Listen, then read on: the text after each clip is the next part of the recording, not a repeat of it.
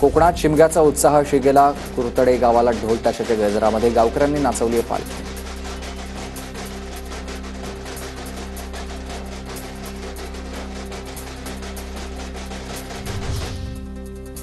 जालन्यात ऐन सणासुदीमध्ये नागरिकांची पाण्यासाठी बोंबाबोंब सुरू आहे. पाटबंधारे विभागानं थांबवलाय परतूर आणि भोकरदनचा पाणीपुरवठा. मागच्या 4 दिवसांपासून परतूर शहराचा पाणीपुरवठा बंद आहे.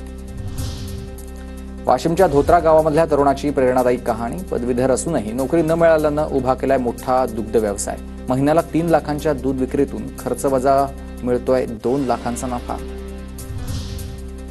गोंदियाच्या कोचेवाही गावामध्ये तलवारीनं दहशत पसरवणारा ताब्यात. संस्कार वगारे या तरुणाला रावणवाडी पोलिसांकडून अटक.